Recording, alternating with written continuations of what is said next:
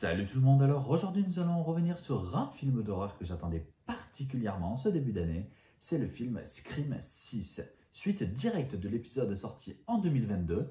Ce film est réalisé par le même duo de réalisateurs que le cinquième épisode, sorti donc l'an dernier, ce qui est plutôt bien je trouve dans le sens où au moins ça permet qu'ils puissent garder une certaine continuité par rapport à la réalisation en tout cas. Que vaut ce sixième épisode de la saga Scream? Eh bien c'est parti, on va le voir ensemble. Je commencerai comme d'habitude sans spoilers, on partira sur une partie ensuite avec spoilers et mes attentes pour le prochain film, s'il y a prochain film bien sûr, et enfin la conclusion. Allez, c'est parti. Qu'est-ce que j'ai pensé de ce sixième épisode des aventures de Ghostface? Alors déjà, franchement, il faut savoir que placer l'action du film à New York, j'ai trouvé que c'était une vraie bonne chose. La ville de New York, elle est quand même vachement bien exploitée, même s'il y a des choses qu'on aurait aimé voir un peu plus à mon sens. Mais c'est vrai qu'il y a quelques emblèmes new-yorkais qui n'ont pas été utilisés et c'est un peu dommage. Malgré tout, le métro a été utilisé, les rues ont beaucoup été utilisées aussi, le côté grand espace des rues de New York. À un moment donné, on nous filme un truc dans un parc, c'est plus ou moins Central Park, donc la ville est quand même bien exploitée dans l'ensemble, même si j'aurais aimé que ce soit davantage. Mais l'idée que ça se passe dans une grande ville, j'ai trouvé ça vraiment génial. Ça donne un coup de rafraîchissement à la saga qu'on avait grand besoin, on va pas se mentir. Woodsboro, on avait un petit peu fait le tour de long, large et en travers. Donc New York, top, même si on aurait pu faire un petit peu mieux. Mais le film a été tourné à Montréal, donc forcément, la Statue de Liberté, c'est un peu compliqué si tu veux. Le niveau des acteurs, j'ai trouvé que franchement, il n'y avait pas photo avec le 5. Hein. Mais vraiment, Melissa Barrera dans le rôle de Sam, franchement, elle est incroyable. Là où dans le 5, pour moi, elle est cabotinée au maximum. Ça se voit vraiment que là, je pense qu'elle a dû continuer à prendre des cours de comédie et ça se ressent vraiment. Peut-être qu'aussi le côté flambeau de Sidney Prescott dans le 5 lui avait mis la pression et que du coup, ben, son jeu s'en faisait ressentir. Je ne sais pas. Mais là, en tout cas, en tant que nouvelle tête d'affiche de la licence, elle fait sacrément bien le taf. On croit en ce qu'elle fait, on croit en ce qu'elle dit. Franchement, son personnage, en plus de ça, il est hyper bien écrit, donc on va pas se mentir, ça aide beaucoup. Elle est badass dans ce film et ça fait plaisir. Le personnage de Tara, Jenna Ortega, forcément, mais tout le monde ne parle que d'elle avec la série Mercredi. Donc oui, Jenna Ortega est une bonne actrice maintenant, je suis désolé, pour moi elle n'est pas spécialement meilleure que Melissa Barrera. Et pourtant, voilà. Mais franchement, ce duo d'actrices, incroyable. Il n'y a rien à dire. Là, cette fois-ci, je n'ai rien à leur reprocher. Le duo d'acteurs qui va jouer aussi, Mindy et Chad, donc les jumeaux survivants du 5. Les jumeaux, je les ai trouvés là aussi très bien interprétés, avec une mention au personnage de Mindy, qui encore une fois, je trouve, est très bien écrit. Elle a ces espèces de punchlines qui sont très mordantes. C'est même pas que c'est drôle, c'est vraiment que c'est mordant, si tu veux. Et c'est pour ça qu'on s'attache à ce personnage-là. Son frère, là où dans le film précédent, c'était uniquement le musclor du lycée, mais là, ici, il gagne réellement en profondeur, ce qui fait que le personnage de Chad, vraiment, on apprend à l'aimer, on apprend à l'apprécier, et pour le coup, là où dans le 5, on se disait « Oh non, je m'en fous qu'il meure, lui, de toute façon, il est bête », là, on n'a juste pas envie qu'il meure, en fait, on se dit pourvu qu'il ne meure pas.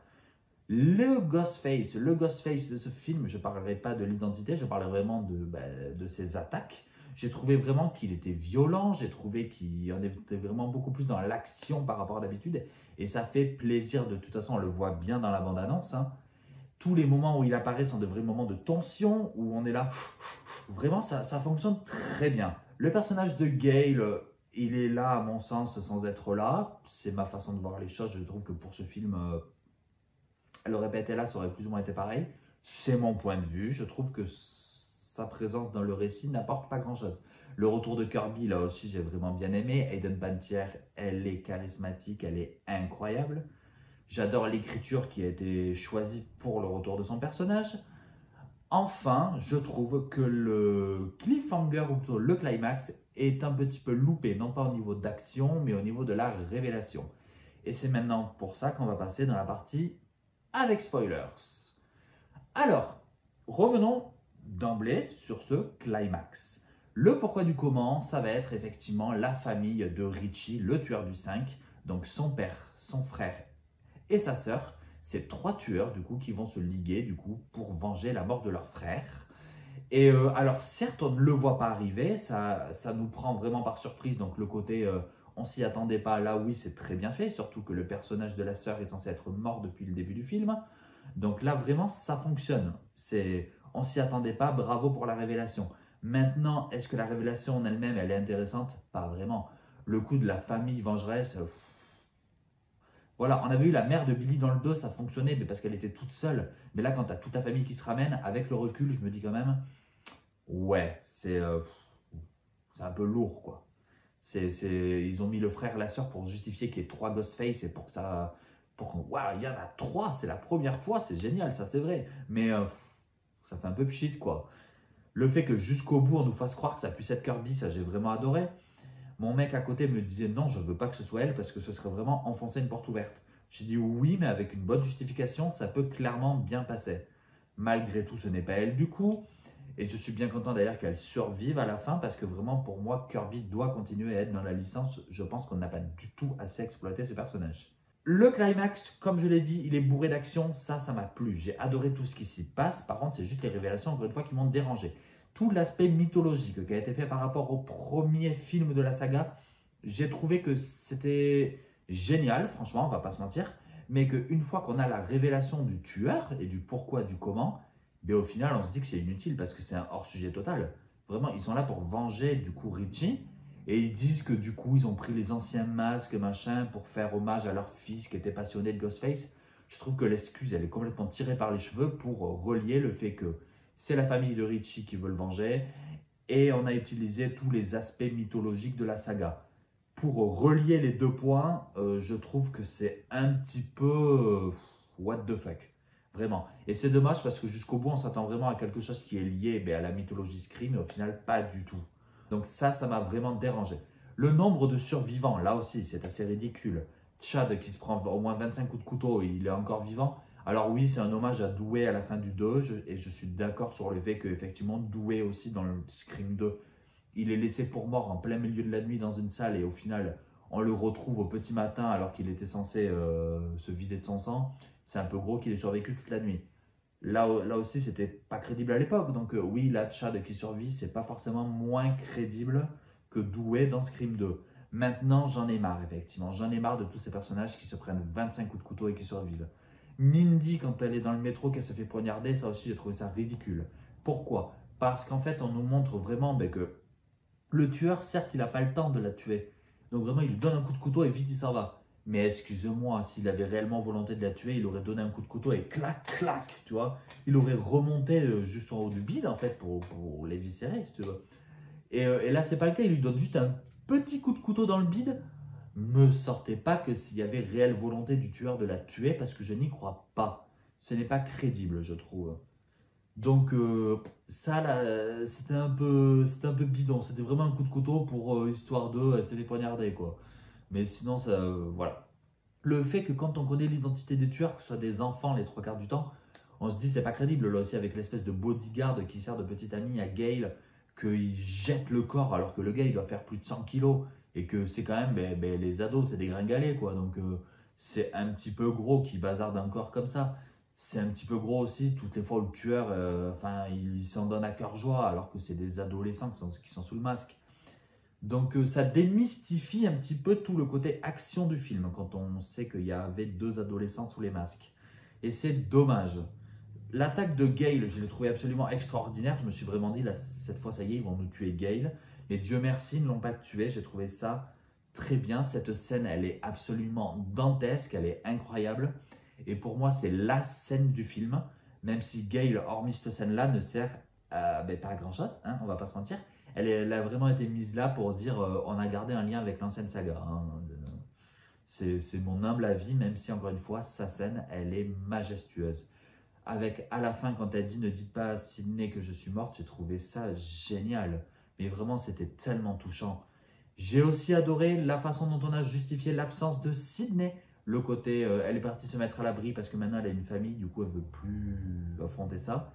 Elle a aussi le droit à sa happy end. J'ai trouvé cette phrase magnifique et limite si elle revenait pas, mais ça ne me dérangerait pas parce que cette façon de clôturer le personnage me plaît beaucoup. Enfin, j'ai oublié de parler du personnage de Kirby, le fait qu'elle travaille dans le FBI, j'ai trouvé ça génial.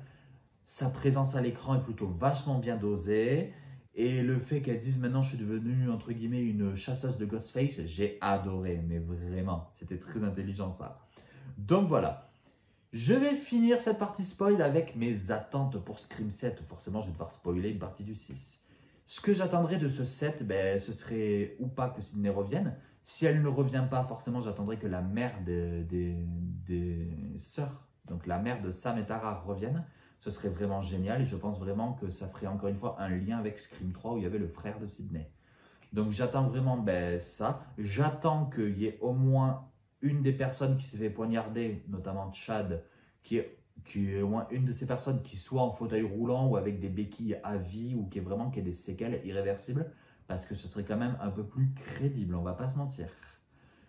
Enfin, ce que j'attends de ce set, si Sydney est présente, j'ai lu un scénario sur internet qui à mon sens est totalement incroyable. L'histoire raconte la chose suivante.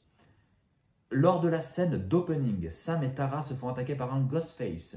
Tara se fait tuer, Sam arrive à rattraper le Ghostface, elle arrive à le tuer, et tellement folle de rage que Tara vient de mourir, elle prend le masque et elle décide de s'en prendre à Sydney et à toute sa famille parce qu'elle se dit que tant que Sydney, qui est l'élément déclencheur de tout ça, tant que Sydney sera en vie, les Ghostface continueront d'exister et de s'en prendre à elle. Du coup, ce serait l'histoire de Sam sous le masque contre Sydney.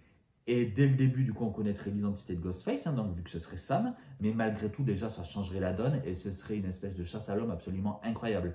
Je verrais bien également Gale mourir dans ce 7e épisode avec ce scénario-là, en tentant de raisonner Sam, spoilers Star Wars, un petit peu de la façon dont Harrison Ford l'avait fait avec son fils dans Star Wars épisode 7, où il tente de le raisonner, mais malheureusement ça ne marche pas et son fils le tue.